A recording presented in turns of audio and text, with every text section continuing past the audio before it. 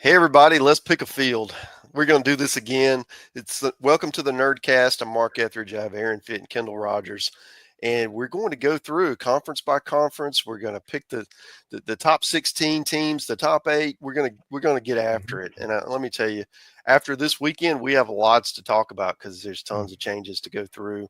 A certain team down in College Station that really hurt their case, and then there are others around the country on the positive side that really boosted their status as well. So, what we'll do is we'll go through. And try and find the at-larges, find the automatics. And again, we're projecting. So it's not as of the season ended today. So there's still a couple of weeks to change your resume a little bit. And from there, we'll end up with field 64. By the way, Mark is such a nerd that he predicted Missouri to sweep A&M this past weekend. I wish I would have, man. Well, there was that one guy in our staff chat months ago who said Missouri's going to win a few conference games and nailed it. I might say, absolutely you weren't nailed specific it. that they were all going to be one weekend. Mark, you may not hear this on the other podcast, but I brought this up on the other podcast. But there was an A&M fan who tweeted out that had you put down $100 on Friday and rolled the winnings into the next day and the next day, $100 would have turned into $68,000. Oh my God! Over the weekend, I think Missouri was like plus 4,500 or something in Friday's game. Something outrageous like that. No idea, but why would you throw $100 away? Because you just knew Missouri wasn't going to win. Yeah. But boy, were we wrong. See, if there. only would I have known, I would have had $68,000 right now. I know. All right, Good stuff. So last week we had Texas as the number 1 overall seed, and while they're still in the running, I suppose they've lost 2 series in a row. They're not looking like the juggernaut that they were for the certainly until the last couple of weeks. The top spots for me, certainly we can talk about Texas, but LSU I think's up there even despite the RPI isn't as high as you'd like it to be. That's maybe Florida State if you want to go there. Again, the RPI is not where you'd like it to be. I think the other one to talk about here, I mean, Georgia's got a really good RPI. I'm not sure that's, I think this is a little too rich for them to be the number 1 seed. Yeah. Where are you guys on this? Gosh, to me, this is one of the most fascinating questions we're facing right now, because how can it be this late in the season and there's still no clear answer, or at least I guess there had been a clear answer, and now there's not a clear answer on who's the number 1 overall seed, because you're right. I mean, like the top 3 teams in the RPI are all, that's Georgia, Auburn, and Vandy. They're all 16 and, what are they? 16 and 11. 11 and yep. And Georgia swept Auburn. Yep. Vanderbilt swept Georgia. Auburn took 2 from Vanderbilt. By the way, remember that final game of the series, Vanderbilt had won before Auburn made a comeback. And then you have Arkansas, who lost the series to Georgia, but also swept Vanderbilt. So, Mark and I were talking about this for a split second before we got on. But, I mean, if you're the committee and that's this game, we're playing as if we're the committee. I don't know how in the hell you parse those 4 teams, including LSU, but we're about to do it. I do think for me, guys, I lean LSU over the top overall national seed. I think if you look at the trend lines on the Tigers, are 17-10. They had that series win over Arkansas. They're 19-10 against Q1 and Q2. Auburn's 19-11, comparable. Vanderbilt's 20-15. Georgia 17-13. Again, I mean, they're all within range. I think I have the most conviction, right now in LSU. But again, like that 7 RPI, it's just so weird. Like that'd be a historically low RPI for a number 1 overall seed. I don't know, Mark, what the data is on that, but like I can't imagine we've had a number 1 seed anywhere near that. No, we haven't. I can look that up. But yeah, it's one of those kind of oddities of the field, right? Because going back, last year Tennessee was number 1 RPI and number 1. Wake Forest number 1 RPI. Tennessee number 1 RPI in 22. Arkansas number 1 RPI in 21. 19 UCLA was number 2 RPI. Vanderbilt was the second seed at number 1. 28 Florida number 1 RPI. I mean, in 18, excuse me. 2017, Oregon State, number 1 RPI. 2016, Florida, number 1 RPI. We can keep going, guys. Well, here would be my question. And again, I don't love the trend lines here. I do think a series loss this coming weekend at OU would change things. But, I mean, maybe we're overthinking this a little bit. I mean, Texas is still 2 games above the Arkansas in the SEC standings. Yeah. They're still 20-9 against Q1 and Q2. And they swept Georgia. They swept Auburn. And they had took 2 or 3 from LSU. So they have the best collection of wins. It's just how they're trending at the moment. How do you want to weight that? Right, especially with the road series. Especially with the road series ahead of them. What do you go off of? Well, I mean, if the season ended today, I'd still give it to Texas. But you're going to brought up trend lines with LSU, and I agree. I like LSU's trend lines, and I don't like Texas's. And now Texas has a much tougher road series to finish than LSU does. Now that said, there's also Arkansas in the mix here, and being a team that swept Texas but lost 2 out of 3 at LSU on the road. But I think that's what you're supposed to. You go on the road in a tough SEC series, you lose 2 out of 3. One of them's in extra innings. That's like a status quo weekend for an elite SEC road series. So maybe Arkansas is the answer. I mean, my concern would be you've got 2 teams in the SEC in Arkansas and LSU, and one team has 6 more wins against Q1 and Q2 than the other, and that's LSU over Arkansas. And there's the head-to-head. That's pretty significant. And there's the fact that Arkansas has lost 4 of their last 5 series. 4 of their last 5 series they've lost, which, again, you don't want to read. All that said, they're still 18-12 or whatever they are, 18-9. I don't know. I don't know what to make of this. I mean, it's just like, I guess that's my point is like, I don't think the current top 3 teams in the RPI are viable candidates for number 1 national seed right now anyway. I mean, maybe that changes if they sweep their last weekends and make a run in Hoover, but like even with a sweep, you're still looking at 19-11. You're not going to win the league. So I just I don't know where to go here. So Texas my clinches the league, I think Texas clinches a co-championship with just 1 win this weekend. Yeah, my guidance would be to take the team that projects as the conference champion winner of the best conference in the country. Since they're one of these contenders, and that would be Texas. The concern, though, is how they're trending. But again, those are just 2, or we'll call them 6 data points. They went 1-5 in those games over a long course of excellence, right? And I know it came in the wrong time, but it's still just those 5 losses are just 5 data points. Yeah, and winning. Here's the thing. I think ultimately I agree with you, but I mean, winning the league does matter. But as you've pointed out, unbalanced schedules, strength of schedule, like it probably doesn't matter as much as it once did. Yeah, I agree. And then you have to look at, maybe, the non-conference comes into it. And I mean, Texas 250 non-conference strength of schedule compared with, I mean, none of these are really elite. Arkansas 155, LSU 241. Jeez. Yeah. So, all right, that doesn't help anybody really. Gosh, it doesn't. But the overall strength of schedule is 21, which is solid, right? Inside the SEC, it's the 7th hardest of the 16 heading into the final weekend. Not terrible. LSU 5th hardest, Arkansas 7th hardest. But again, I mean, Texas is 3 games better than LSU. It's not that much of a difference in strength of schedule there. Right. So yeah, I think ultimately I do still wind up at Texas, but we'll see what happens. Like if they lose the series at Oklahoma, I don't know. I mean, there's an opening for somebody else to leapfrog them. Right. And Kendall, if you want to pop up the screen, I'm sharing. Sure. See if we can make it a little bigger here. Yeah, I don't feel great about Texas as the number 1 overall national seed, but I don't know who you put over them.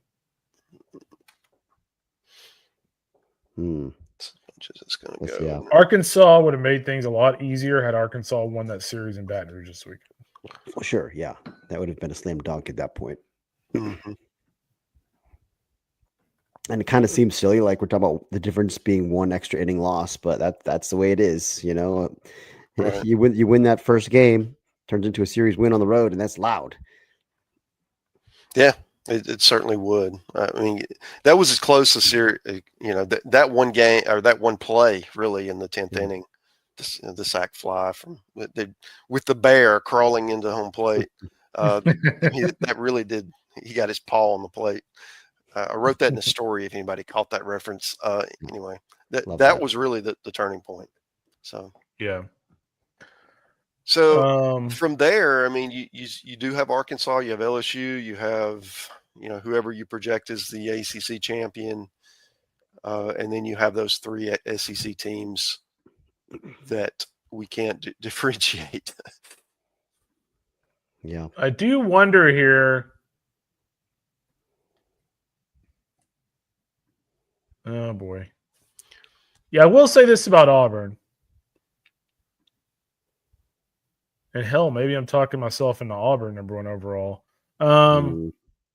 Auburn now, series win over Vandy. They were swept at Georgia, but swept LSU at home. And then took 2 or 3 from Tennessee.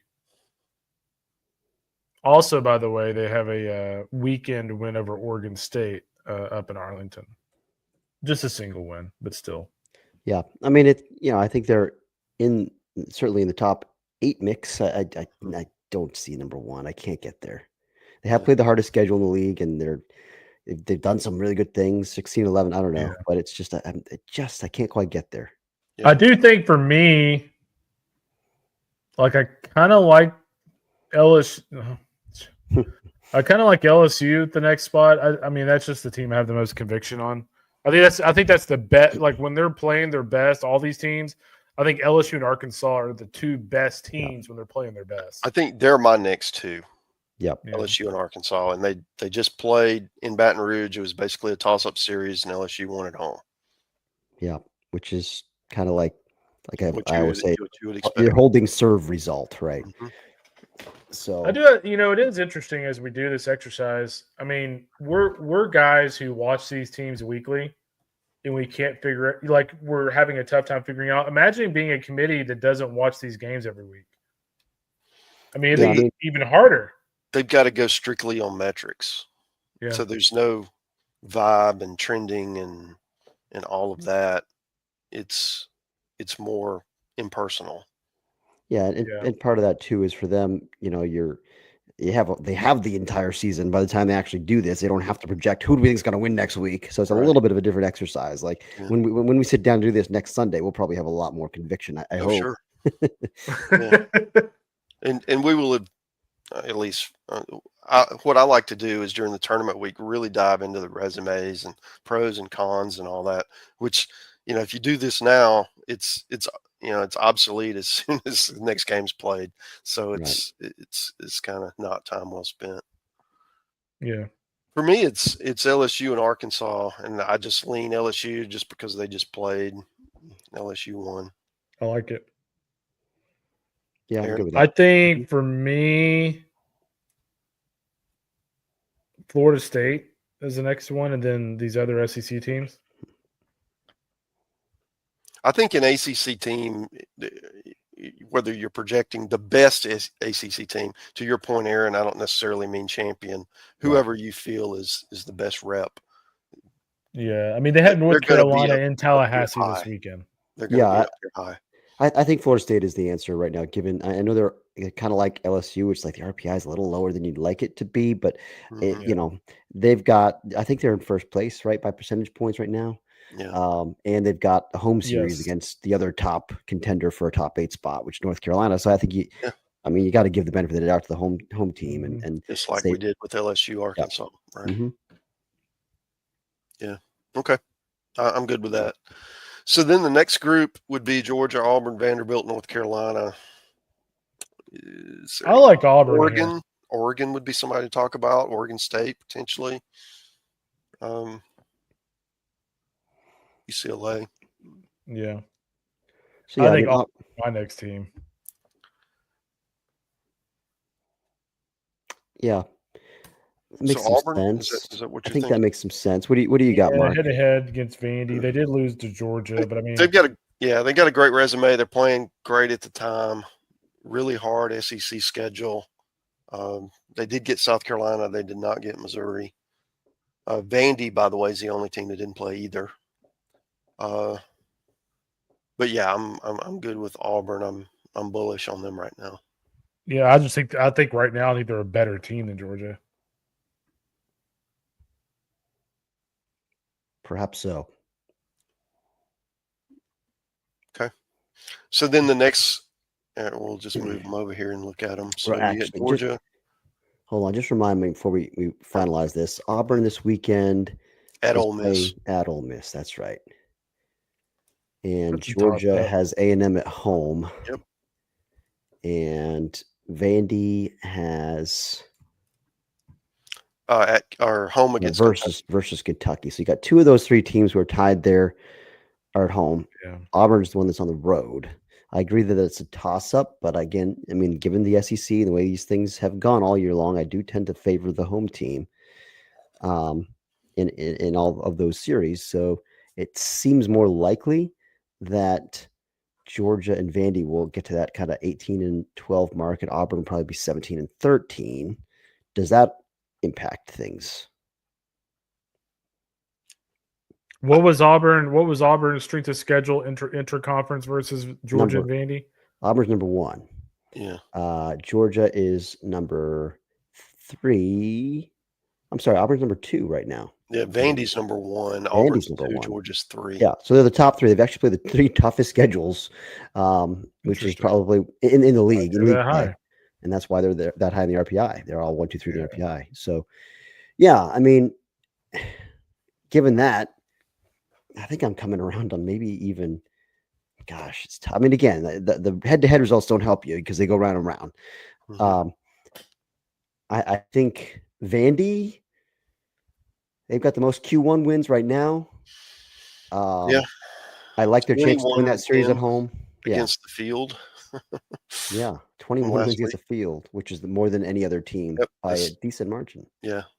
So I guess that's where I'm going next. Actually, I think I go Vandy instead of Auburn. Vandy instead of Auburn. Does that make sense to everybody? Yeah, I'm fine with it. I mean, especially projecting. And yeah, we're only talking about a spot here because I think Auburn's next. So you still would have Auburn over Georgia, other than Georgia sweeping them. Everything else, I would lean Auburn. I mean, Georgia sweeping them, and also Georgia has a home series.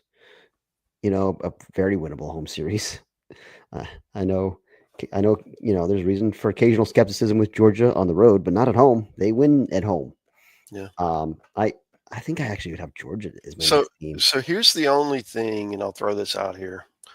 Remember last year, the final weekend of the regular season, there was a certain team that has an alligator as a mascot. They needed to win games to stay above 500, so they would be eligible, and they went into Foley Field and won that series. Now you've got a certain team with that dresses in white uniforms and does little hand gestures and stuff on the football sidelines. Now they have already proven that they can beat some good teams. They played absolutely bad this weekend. I almost said a bad word. You can say it, Mark. Dog shit. Yeah, that's what they played. They were. I mean, does history repeat itself and them go in and kind of do something like that? I don't know. I'm just kind of throwing that out there. I'll be very honest with you. I kind of view this series, given the desperation, I kind of view this series as damn near 50-50. I really do. I don't. Given what A&M has done on the road. I mean, I get what you guys are saying. I get all that, but I still am just going to play the percentages, and I'll take the team that has been dominant at home and is number 1 in the RPI, and has a home series because a team that just got swept by a historically bad conference team at home. I get it all. I get what you guys are saying, but I mean, let's not overthink it, guys. Georgia's the favorite. They're the favorite. I don't know that it's just a foregone conclusion because we don't know which A&M team is going to show up. Yeah, it's like a magic 8 ball. I mean, I agree with that, but that said, it's coming down to Georgia versus Auburn, what we think they're going to do this weekend. Again, I liked Auburn at Ole Miss more than I like Georgia over A&M. Wow, that is fascinating. What a take. And I think Kendall might agree with you. I think I might actually. I'm a believer in Auburn right now. Nothing against Ole Miss, and they're really good at home, and that place will be rocking. But Auburn has, they've kind of figured some stuff out. Oh, I like them too, but I mean, on road series, tough road series. I don't know, man. Anyway, we don't have to belabor this. I guess the question is this.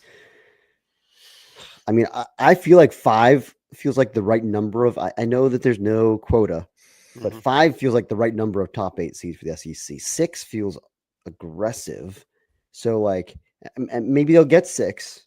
That's another question, another discussion we can have. Come take it. That's the thing. It's not like you're handing it to them. That's right. And if, like, let's say North Carolina wins the series in Tallahassee, I think they get one. Does Florida State still get one also? Is another question. I don't know. Maybe they both do at that rate. I mean, I don't know how that plays out. But right now, North Carolina is outside probably the top 8 with an 11 RPI heading into a tough road series. So you got the West Coast teams, and you're right. There's not an obvious one. The metrics are there for the SEC to get 6, but that does feel like a lot. Yeah. I mean, for me, the next 3 would be Auburn, Georgia, and then depending on how you feel about North Carolina, they would either be 8 or 9. Yeah. I mean, if North Carolina goes down there and wins 1 out of 3, RPI probably doesn't get any worse. They're still vulnerable. Yeah, they're vulnerable, but they're 16 somebody 10 could right come now. Take it. Yeah, would be how I would. Yeah. Here's something I would keep an eye on here is, as we're looking at these teams, or the team that kind of round out the top 8, if we have Auburn and Georgia in, so we have one spot. I love what Oregon State has done as a whole.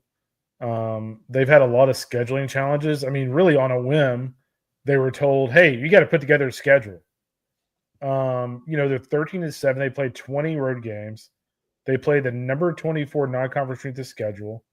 They've got 17 wins against Q1, Q2, and they've got a number 6 RPI.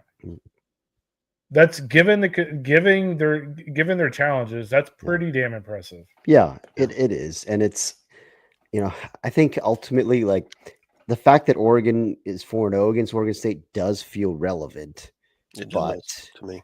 It does to me too. Like, if I'm picking which team do I think is more deserving, I think I go Oregon, but you have to look at this, the way the committee will look at it. They have their criteria, and the Beavers have that high RPI, and Oregon's still down there at 20. Feels so. This would be a great question for the committee. Is when you look at RPI, you see Oregon State has a great RPI, and you understand how it's generated because they don't have many home games. Okay, they had to go. You're punished for playing home games, and they don't have many. So that's both in their favor because they've had to go out and do hard things like winning away from home. But it's also you kind of understand why the RPI is probably inflated compared to how they've actually performed. Does anyone realize that? Oh yeah, I think they do, and because they have to. I mean, it's they recognize that it's harder to win on the road, and that's why road games are that part I get more. Yeah, the other part I'm wondering about. Because why is their RPI at number 6? Do you think they're the 6th best team in the country?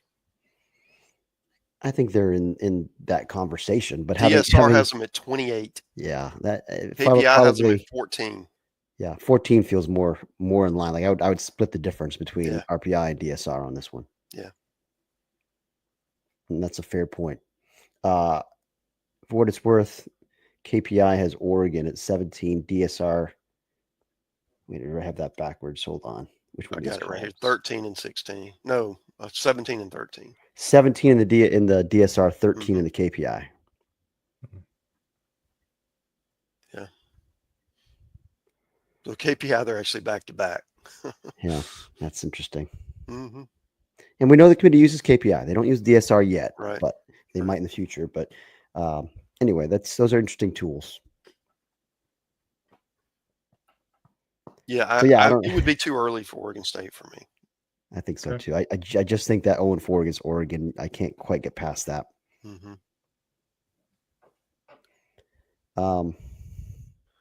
So, I mean, it leaves us with at least one out of the Auburn Georgia group, maybe both, and we still need one or two others for the top 8.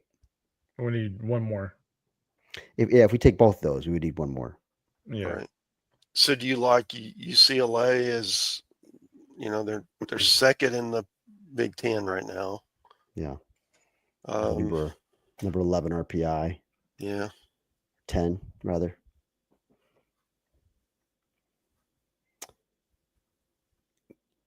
Three and 7 Q1, but 14-2 Q2. Yeah. Yeah, UCLA and North Carolina, I guess, are really the top two there. I guess at this point we have to just take Auburn and Georgia. And take 6 SEC. I mean, there's just not an obvious team to sneak in there. Somebody's got to take it, right? And I think they're both vulnerable, and maybe Vandy is too. But they're and do you have a preference in the order? I mean, I would take Georgia ahead because for reasons I talked about. They beat them, and again, I think that last weekend is just a little more favorable, but I get the reverse argument. Okay. If Auburn loses 2 out of 3 this weekend and finishes 17-13, I mean, they still could be a top 8, but that would probably downgrade them. I mean, in this discussion, right? And traditionally you would be correct, but in these overblown conferences like we have, I think conference record needs to mean less, and it's who you beat needs to and lost to needs to mean more. I agree, certainly. It's just easier to go and look because we're all used to doing it. Win-loss record's pretty easy to evaluate, but going in and looking to see how that's comprised takes a little more nuance. Certainly. So the next spot, we're down to number 8 here. It's North Carolina, UCLA. If you want to talk Oregon, I'll do that too. The RPI for Oregon is concerning at 19, considering how the committee typically does. Let me look and see the worst top 8 recently. See, last year was number 8. Year before was 15. Stanford. Yeah. Again, West Coast. Yep. Before that was usually going to be West A&M, Coast. 22. How about that? Oh, because they won the West or something that year? I don't remember that. Why their RPI was so low. Had to be non-conference. But yeah, before that, 10, 11, 9. I think if Oregon were going to win the Big Ten with an RPI of 20, that's one thing. And they could, right? If they go to Iowa and what do they have to sweep? They're 2 games back. Is that right? And that series is 2 games Iowa, back. right? UCLA is 1 game back. Yeah, at Iowa. So they're So they get the RPI bump. Right. They get the RPI bump, which is helpful. But they have to sweep the series in order to win the league. Yeah. So, but the other part of that is the difference in the schedule strength. Mm-hmm. Oregon's I know Iowa's is 16th within the conference. Oregon's is 12th, so it hasn't really been as challenging. Oregon, for what it's worth, the needs report says if they win 2 out of 3, they jump up into the top 16 in the RPI, heading into the conference tournament. So there's a pathway for them, even if they don't win the league. So that's interesting. If we forecast them to go on the road and win 2 out of 3 at Iowa, they still don't win the league, but they're up near the top, and their RPI goes up. You got to like their chances in the tournament as well. Yeah, I think so. Are we talking ourselves into some duck? Still feels just a tick high. I think I stick. I think for North, me, North it'd either Carolina. be. I think the last team here for me would be North Carolina or Oregon. Yeah, I think those are the next two for me in order. I think I stick with North Carolina is also 4 in the KPI. Oregon, as we mentioned, is 13. So, interesting. If you're looking for another data point, yeah, let's. I like that. I like UNC and Oregon in that order. Yeah.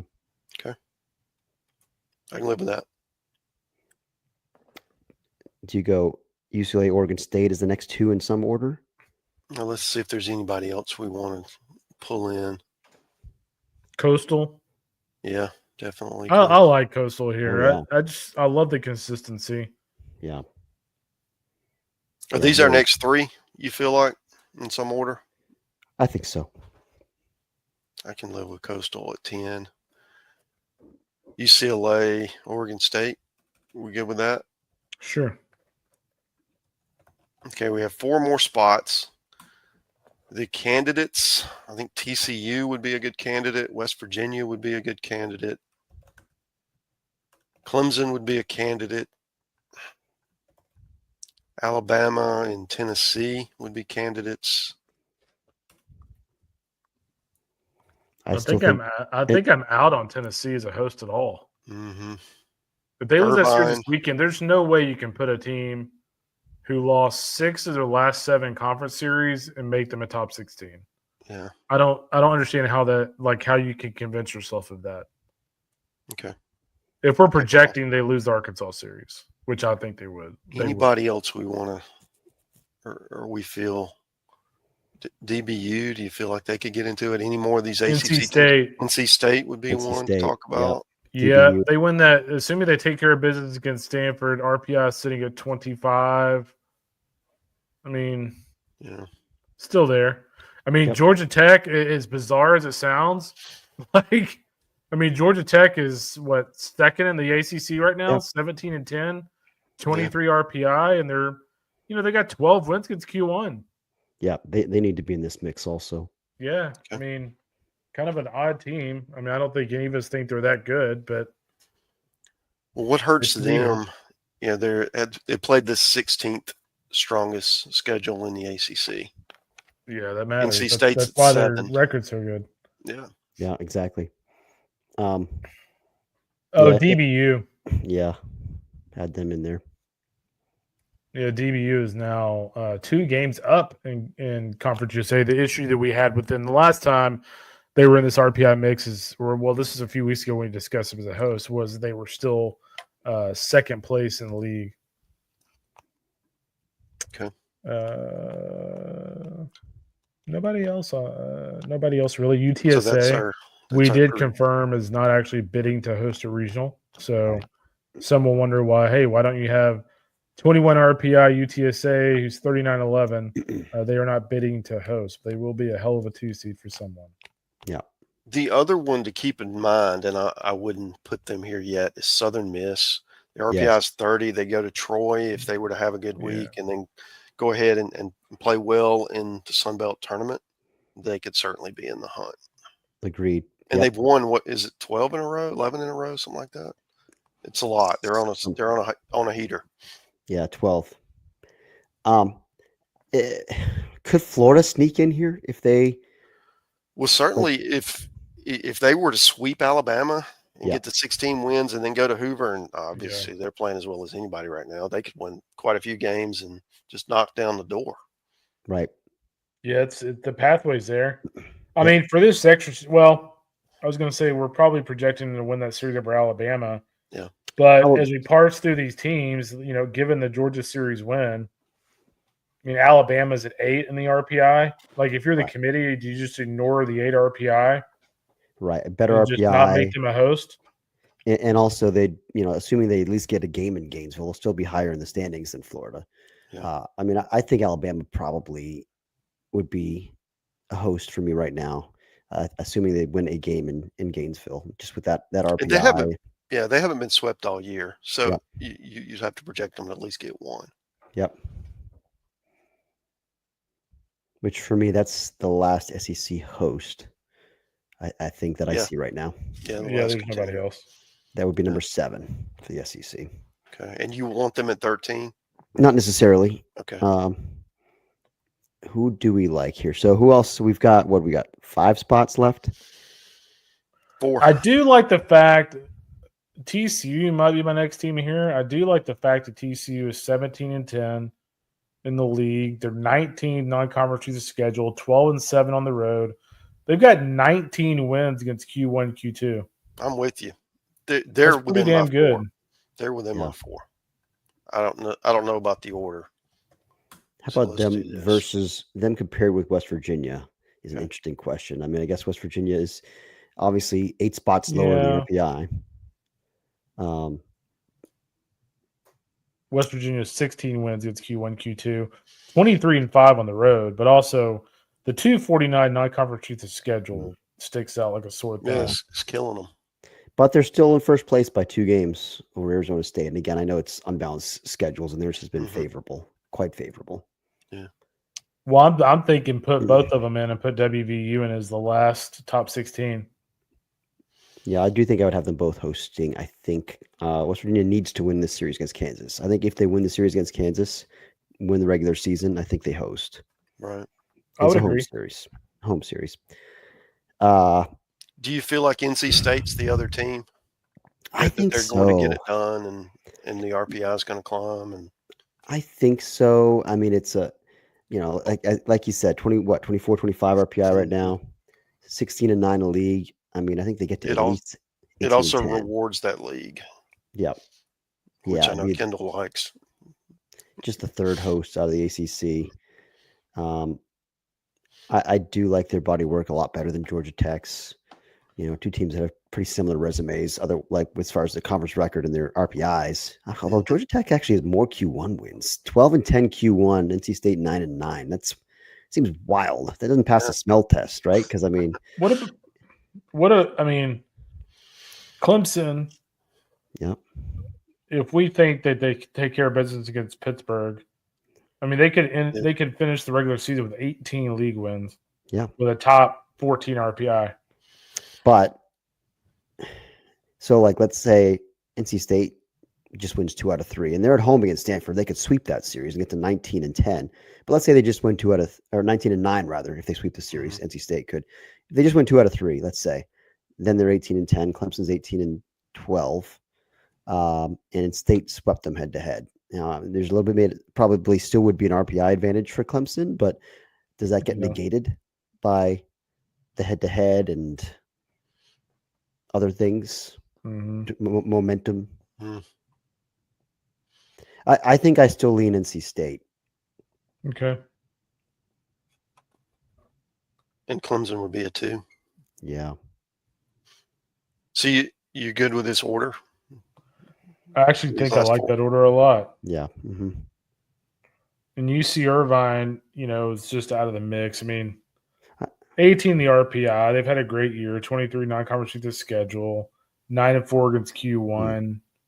But I don't know. I mean, that's actually all pretty. I mean, you're kind of giving me pause here as you start to lay out the case. That's still pretty good.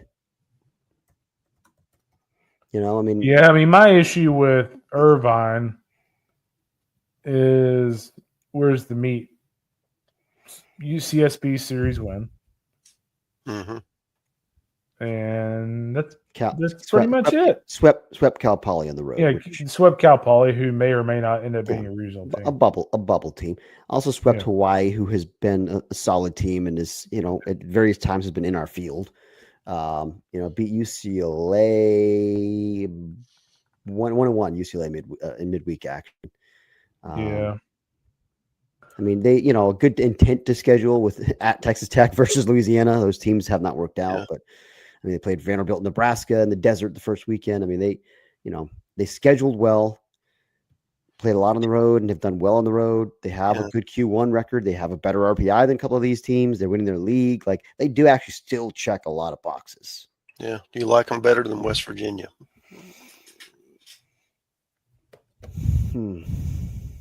It's tricky.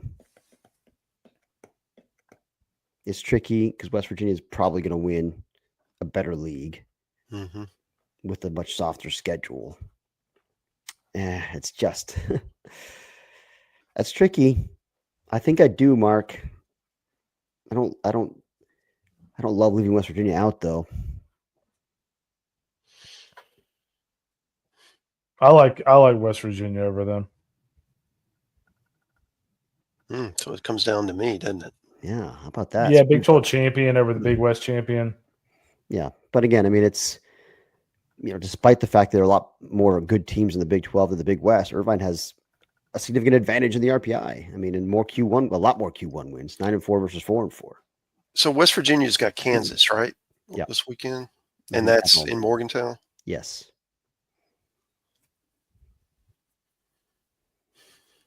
Yeah. So winning those games, assuming they win 2 of 3 at home, their RPI will go up some. It's not like it's a road bump, but it will go up some, especially if somebody ahead of them loses.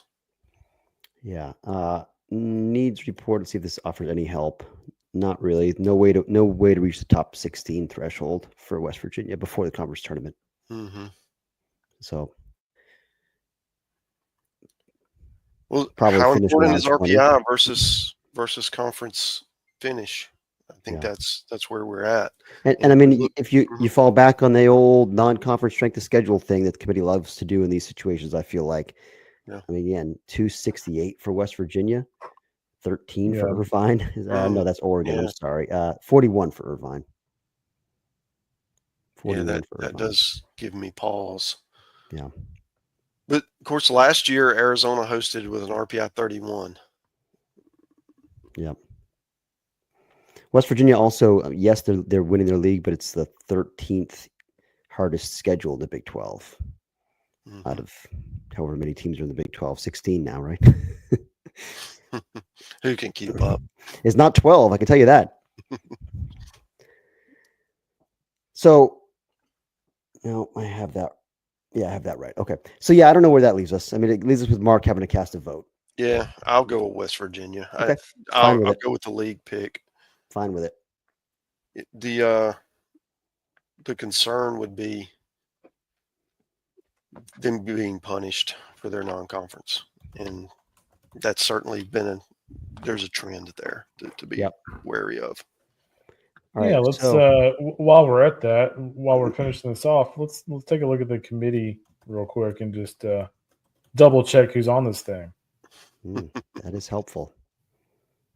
So we got a Big 12 AD.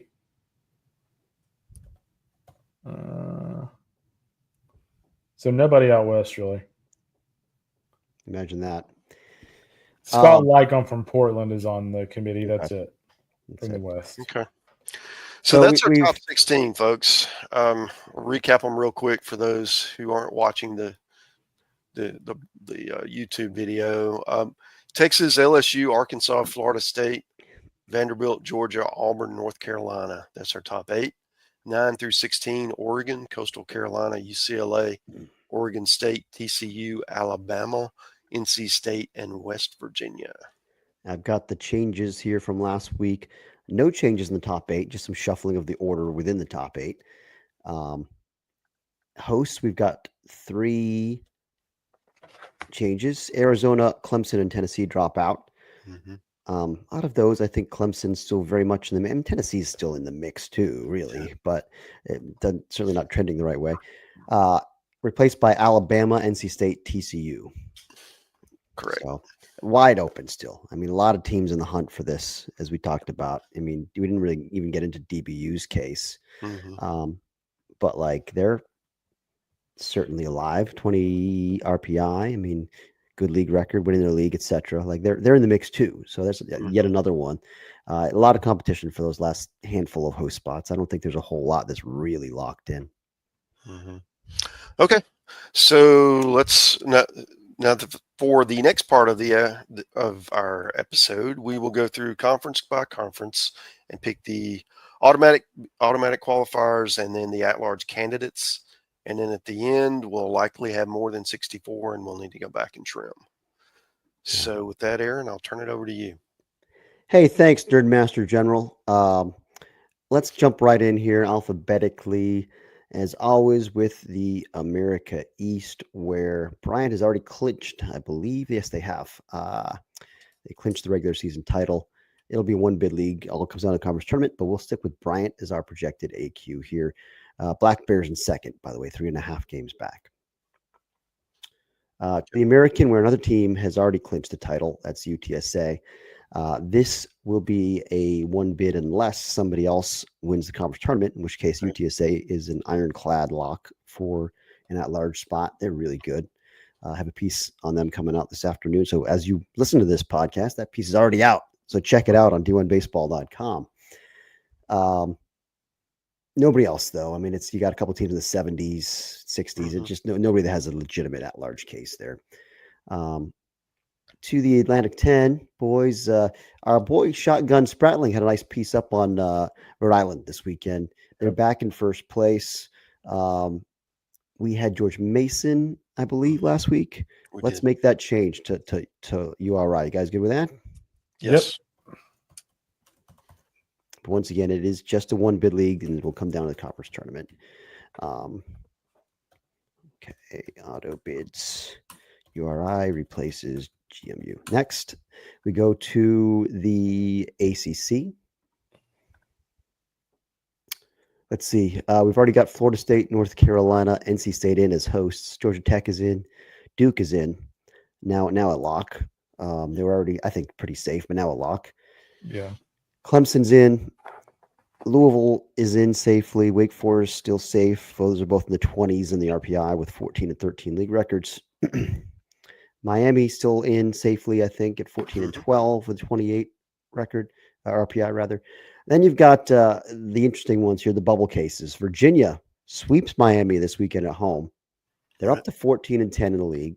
RPI has leapt up to number 60, which is a nice little improvement from where they were just a couple weeks ago in the 90s. Still not really where you want it to be for an ACC team, but they're alive. With a series left at Virginia Tech, who has not played well down the stretch, although they did win a couple games against Mercer this weekend. But gosh, Hokies last month has not been pretty. I would favor UVA in that series, even though it's on the road. And that would give them some road RPI love, which is really what they lack right now. Exactly. So, I mean, they are on the bubble still, but I'm leaning toward in there. Okay. So we'll put them up here and see where we land.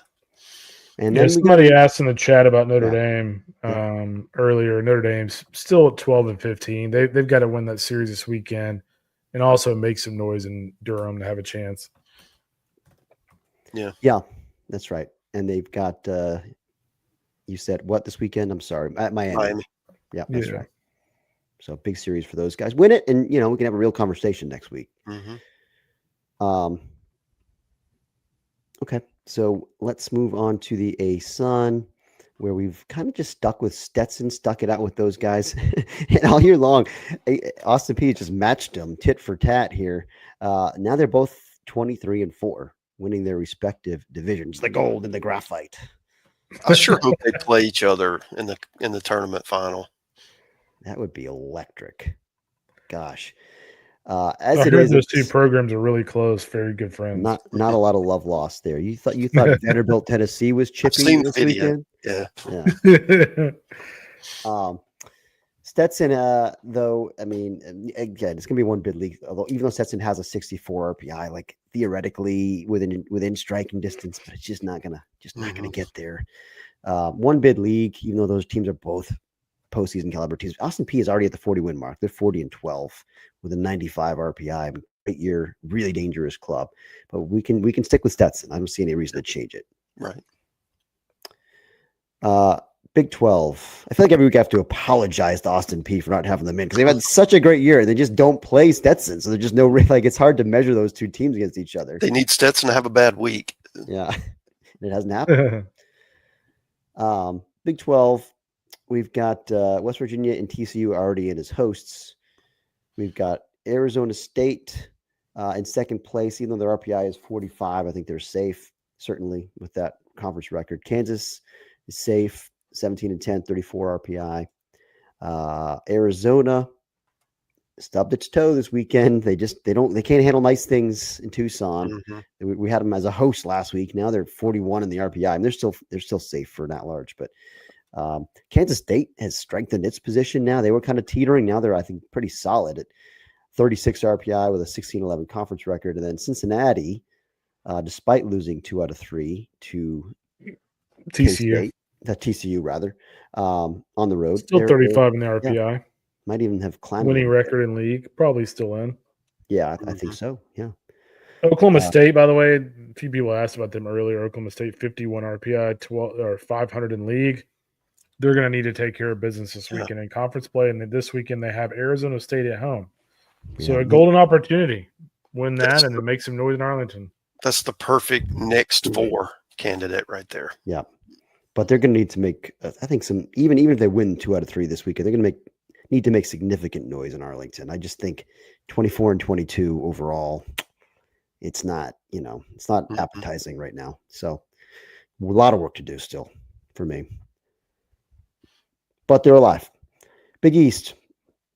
We had 2 last week still, right? UConn and we had Xavier. They were a last team. Okay.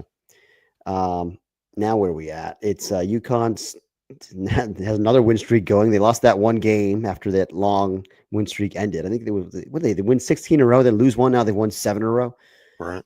Yeah. I kind of like I mean at this point I kind of like Creighton over Xavier. Creighton just got the head-to-head series win over Xavier, and they were a game and a half up in the conference. Their RPI is 56, though. Yeah, Xavier 43. Yeah, I mean, I think they would both be out in that case then.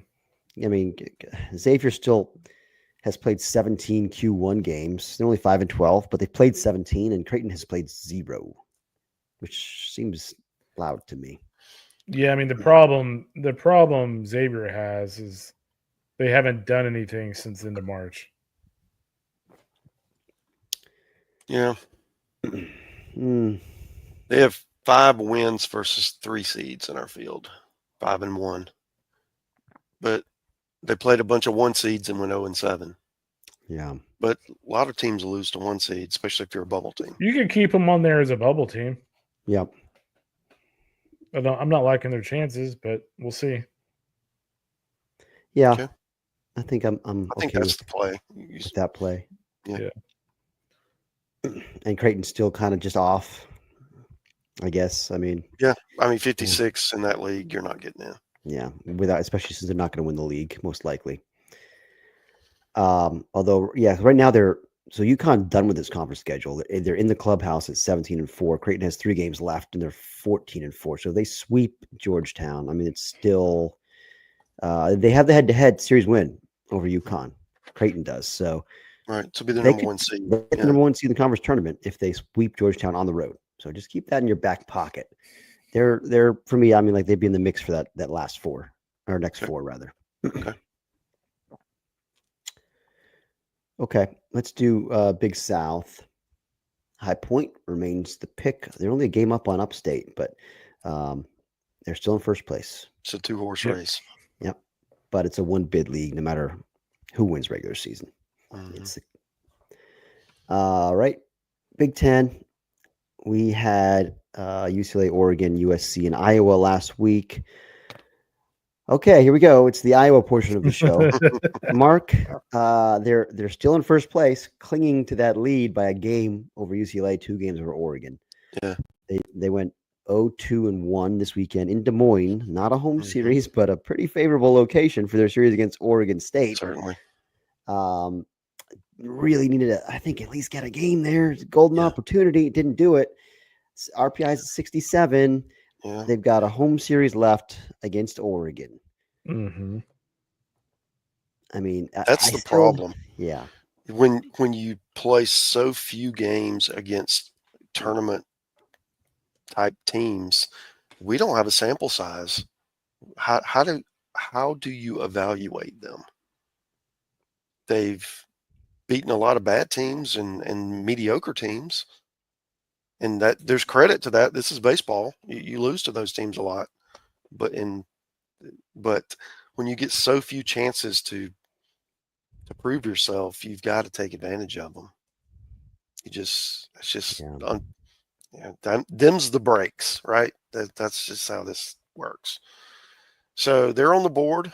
We'll see if there's room, but if you're projecting, I don't know that I picked them to beat Oregon.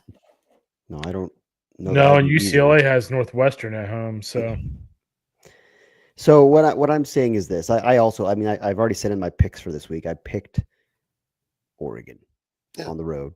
But should Iowa win this series and win the league, I think they still get in, even with an RPI in the 60s. I don't know. It's just a hunch. This is a playoff game for them. Yeah. Our series for them. Yeah. And really so was last week, and they kind of flopped. Oregon State's good, it's not like that's a series that's like a gimme, but like it was a big opportunity for Iowa and they couldn't take advantage. And while it wasn't at home, it was near home, and this one is at home. So you've just got to win your way in. Yeah. Michigan on the board here yet? I mean, we've had them in the discussion repeatedly. They're back up to 5th place now, 15-12, tied with Washington. 55 in the RPI, 180 in their last 10, but they did lose 2 out of 3 at Nebraska. I think they're shy. Yeah, that's shy. That was a series they needed to win this weekend. Okay.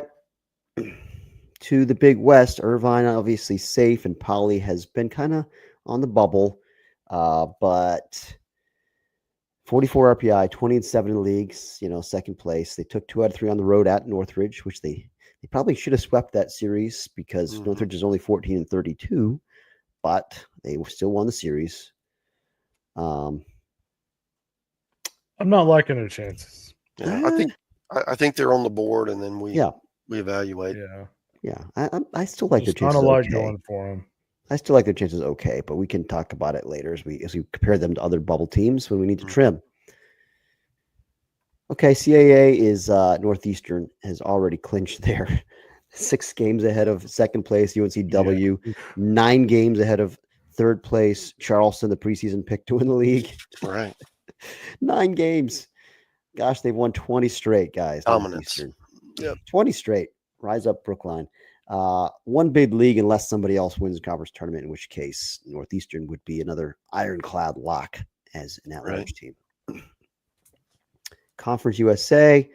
Last week we had just had DBU. Yep. WKU can come back on the board. Yeah. DBU 2 games ahead of Western Kentucky, but Western Kentucky's now swept back-to-back series in the league. La Tech and out in New Mexico 7 State. straight wins for WKU, including a midweek win over UK. And the RPI is under 40, which that's a good metric. Back to 39, I think. 38. 38, and they have that road series win at DBU back in April too, which also matters. So yeah, they're back, certainly back in here on the board. Okay. All right. Let's see here. Horizon. Yeah, Wright State won the league. They're up 7.5 games over 2nd place Milwaukee. Dominance. Yeah, 23-4. That'll play. Yeah. Again, a 1 bid league though. If Wright State doesn't win the conference tournament, even though they've had a great year, they will not be in a regional. So headed to Quahog. Yeah. Yale boys has won 10 in a row. They remain, I think, the pick. They start the Ivy League playoffs this weekend against Harvard, right? But anyway, yes. Yes, Harvard at Yale and Penn at Columbia. It's fun. But yeah, we'll stick with Yale. They actually tied Columbia for the regular season title, 16-5. But let's stick with Yale. The MAC, we got a big showdown series this weekend between Fairfield and Rider. Yep. Fairfield, half game up. Yeah, half game up right now. 21-6. Rider's 20-6. Let's stick with the Stags, but they do have to go on the road this weekend to Rider to Sonny Pitaro Field. And that's a tough place to win. Nobody goes into Sunny P Field. Hey, I owe an apology, by the way, to Ryder. Last week I made a mistake. I forgot that the good doctor Barry Davis has retired. Sonny Pitaro is holding that against you. Let's move on. Where are we? Mid-American Conference. Kent State and Miami, Ohio, currently tied at 21-6. Kent State is at Eastern Michigan this weekend. Let's go with Kent State. We had them last week. Yep, I'm with you there. Missouri Valley. We've got another showdown series there. Another showdown series. Yeah, at Murray State. Yeah. Again, one bid league, conference tournament champ. I'm fine sticking with the Bears of Missouri State, but Murray State's been good. I kind of like flipping to Murray State with them hosting that series this weekend. I mean, but it all comes down to the conference tournament. I just take the team that's in first place. Okay. Don't know. All right, go ahead. Mountain West. We had Nevada. They are still in first place by a game over New Mexico and Fresno. Fine sticking with the Wolf Space Pack. Yep. To the Northeast Conference. Not a lot of changes this week. Yeah, although them and Long Island are tied now. Yeah. Central Connecticut. Yeah, Central Connecticut and Long Island tied for first at 22-5. Fine sticking with Central Connecticut here, but another one bid league. Patriot League. Hashtag Rise Up Worcester County. You skipped the OVC. Yeah, we skipped it. I did skip that. I was unbelievable. Such a hurry to get to I'll just do it real quick. We had Tennessee Tech and SIUE both tied at 16-8. Given that, we'll just stick with Tennessee Tech. Yep. Fine with that. Now, Aaron, you may put respect on the Patriot League. Crusaders won the league by 3 games. They play Army this weekend for the Patriot League championship at Fitt Field, which, as we know, intimidating place to go play. Yeah, they call it Alex Box North. Yeah, many people are calling it that. We'll stick with the Crusaders here. And we'll move on to, speaking of Alex Box, we'll move on to the SEC, boys. We've got, let's see. Just reading down the standings here. Texas, Arkansas, LSU, Georgia, Auburn, Vanderbilt, Alabama, Tennessee, Ole Miss, Florida, Oklahoma, all safely in. Kentucky is sitting at 13-14 right now with a 33 RPI. I think they're probably fine after sweeping Oklahoma. They had been kind of a team we were worried about a little bit last week, but they're now safe. Hail State, 12-15 now, 32 RPI after taking 2 out of 3 against Ole Miss. They do have to go play the Pedro Martinez era Red Sox this weekend in Columbia, Missouri. It's a snake pit up there too.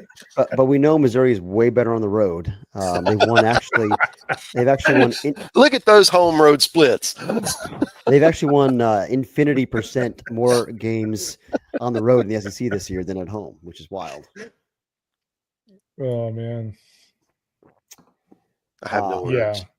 Yeah. Mississippi State. I think you would project to be in the field. Yeah, you would. How about your Aggies now? They would be out for me this week. Yeah. I mean, I would argue even if they win the Georgia series, I think they still have to win something in Hoover. Yeah.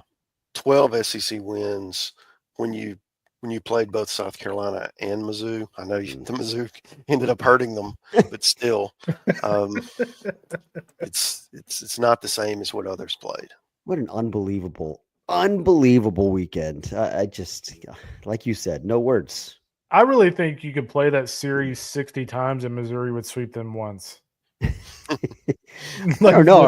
really think the Friday 9th inning meltdown beat them all 3 games.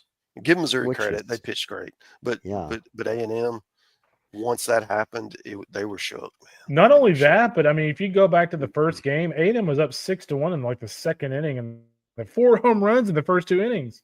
And did nothing. It didn't do anything the rest of the weekend. And then to get boat raced in the finale. Yeah. I mean, have some self-respect. That's tough. Hashtag pain. Yeah. Let's go to SoCon. Have some self-respect. Oh man. East Tennessee ETSU, right? Mike Early is currently cutting that clip that Aaron just said and put that on their board. Good. They need something. This is like that time I think I said on the pod that Michigan shit down their legs or something, or and Backish played it for his team the next year and said, "Hey, look, this guy's right. Get your crap together." Go ahead, Coach Early. You're welcome. I have provided you with a little bit of fodder. Yeah. SoCon. Yeah, East Tennessee State is a potential at large, guys. I mean, 47 RPI, 13-5 in the league. Yeah. Yeah. They're getting there. Yeah. All right, Southland. All right, so we had two. We had one last week, just Southeastern. My bad. Right. Mm-hmm. This league we've gone round and round in from week to week. It's been interesting. Yeah. Who are we projecting as the auto? So right now we have a first place tie at the top here between UTRGV and Southeastern. So their conference tournament, the way it is set up is Southeastern hosts like 3 teams in Hammond this weekend. UTRGV hosts 3 teams in Edinburgh, and then the winner of those 2 mini tournaments play in a series next weekend. That's actually really fun. I like that. It's I didn't realize the SEC tournament used to be the way, right, Mark? Somewhat similar. A long time ago. Gosh, that's fun. When they played the SEC tournament at the Superdome. And the championship series is where? Is it at the higher seed? I think it's the highest seed, so it'd be Southeastern. Yeah.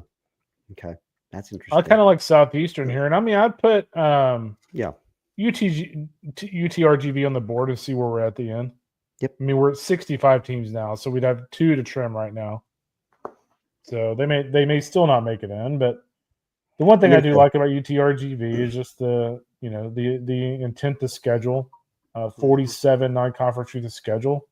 Derek Matlock did a good job on that department. Yeah, and it's 41 RPI. Yeah. 37. My God, yeah. It depends where you look. Where you're looking. Okay. Which is always fun to have a discrepancy, but yeah, they're in the mix there for sure. Yeah. SWAC. Let's go to the SWAC. Bethany Cookman is a choice. 22-4, game and a half up. Although keep an eye on Jamie Shoop's Rattlers. The Rattlers 8 straight wins. Yeah, it's one of those teams that certainly has won a conference tournament before. Indeed. Summit League, we had Oral Roberts. That's still the pick. There's a big gap between St. Thomas, Oral Roberts, and the rest of the league. And St. Thomas is not eligible, so we'll stick with Oral. Did I have bad news for you? ORU is back in triple digits in the RPI. Well, it was glorious while it lasted.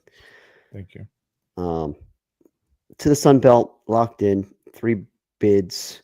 Southern Miss, Coastal, and Troy. I had somebody ask me if Troy is safe. I still think I understand that the RPI is, not like a slam dunk RPI, but I mean they haven't lost a series all weekend. Even if they lose to Southern Miss this weekend, I think they're safe. Okay. But I mean, if they do slide down into the mid 40s or something, keep an eye. They would be vulnerable at that point, but I think right now they're not. Yeah. All right, West Coast Conference. We'll stick with the Toreros, who continue to just keep on winning, baby. They're now 16-5 in the league, 2 games clear of second place Gonzaga. And in the WAC, I think we can stick with Sac State, 14-7. Okay. So they're in first place still, a game ahead of Abilene Christian and Grand Canyon. 1 bid league, conference tournament or bust. So that leaves us just one, by the way, change in the auto bids this week. I think URI replacing George Mason, I believe, is the only change we had, unless I missed one. I don't think I did. So We've got 66 teams for 64 spots, boys. We do. Two got to go. So our candidates would be Virginia, Xavier, Cal Poly, UTRGV. Why is it so hard to say? Iowa. Yeah, I think that's the list. That'd probably be the list. I would keep Iowa in, I think. Yeah, I'm okay with Iowa being in. I kind of like where Western Kentucky's at right now. Yeah, Western Kentucky. I would, since they're under 40, I kind of like them more than some of these others that we mentioned. I kind of like the way things are shaping up for Virginia. I do wonder if they would get any leeway because of not having the chance to play those games at Tallahassee, given the circumstances. I don't know, but even without that, they might get where they need to get. And they're not a slam dunk. Don't get me wrong; it's a 60 RPI, like as an ACC team. But I like how they're trending. So I mean, if we got to cut two right now, it feels to me like it comes down to Xavier, Cal Poly, and UTRGV. I think I'd probably cut Xavier in UTRGV. I mean, I kind of like I kind of like RGV over both those teams. My thing about RGV is they played a tough non-conference or a reasonably tough non-conference schedule, and they have a conference championship, a regular season championship. Xavier does not have that. Cal Poly does not have that. A share of it. They didn't get the number one seed. I mean, well, let's compare it to Cal Poly, who finished they have one more weekend, but they're 3 games back, 3-12 against Q1. And number one non-conference strength of schedule. Now, granted, I know they lost a lot of those games, but still, number one non-conference. Got to win something. You do.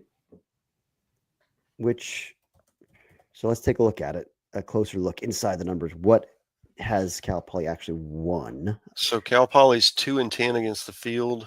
Yeah. 1-5 against ones, 0-3 against twos, 1-2 against threes. Meanwhile, Xavier 5-8 versus the field, 0-7 against ones. Yeah.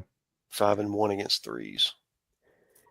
Poly has a 1-2 against Oregon State, 1-2 at A&M. Those are kind of the the marquee non-conference weekends for them, right? And they were swept by Irvine, which was the marquee conference weekend, and they lost 2 out of 3 at Santa Barbara. They did take 2 out of 3 from Hawaii. Those are kind of the top teams in that league. Yeah. Yeah, there's not. I mean, they played a lot of good teams. They got swept by UCLA. Played a lot of good teams, but just not a lot of impact wins is the problem. Yeah, I just feel like for teams like this, you have to have something. And at least UTRGV has a share of a championship in a league that, in the top half has actually been pretty decent this year. Yeah, like Lamar, McNeese are both pretty solid teams. Yeah, and if you're looking for meat on the bone there for UTRGV, early midweek win against DBU. They swept Lamar, who's got 40 wins, by the way. I mean, Lamar, maybe we should have talked more about them. 40-15 with a 52 RPI. Yeah. Still probably, just for a Southland team without a regular season championship, probably still not going to get slide. Yeah. They got swept by UTRGV, by the way. Lamar did, yeah. That's what I was saying. Yeah. So looking for wins for RGV, swept Lamar. They had some good midweeks that they lost. Some midweek wins. I will say this: the Southland is a higher rated conference in the RPI than the Big West. Granted, it's 10 versus 11, but still, that's a data point. Yeah, basically a push there. And won the series against McNeese. So Lamar and McNeese are their 2 kind of high water marks in conference. Common opponents. They both played Texas. Did Cal play Texas Tech? Or is that no? Maybe not. No. Somebody else played. Texas Tech played a lot of people, but not Cal Poly.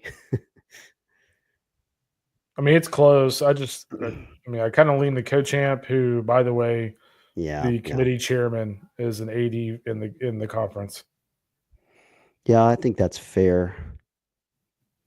So what about Xavier versus Cal Poly then? Or I guess they would both get cut in that case. They would both get cut. Yeah. Yeah.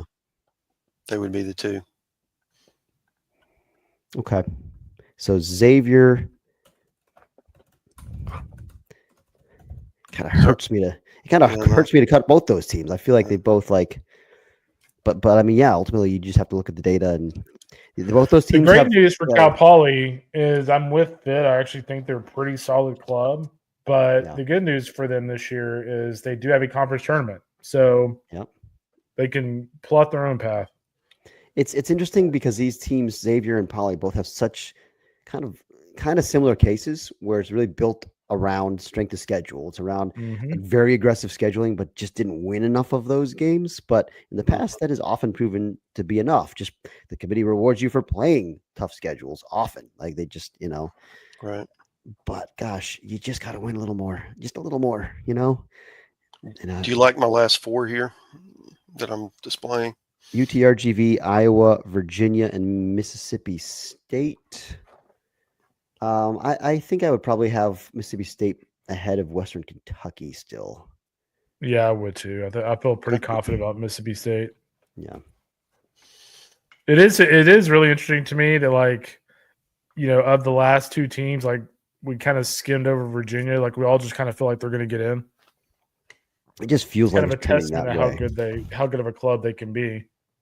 But I mean, if they go to Blacksburg and don't win that series, they're dead. I mean, basically. Yeah. So it's must win. And I think Virginia Tech would love to basically end their season. Yeah, you think so? I think they would. Mm-hmm. At large changes then from last week. Virginia enters, Western Kentucky re-enters, and UTRGV re-enters. All three teams are re-entering the field, replacing Texas A&M, Xavier, and Cal Poly.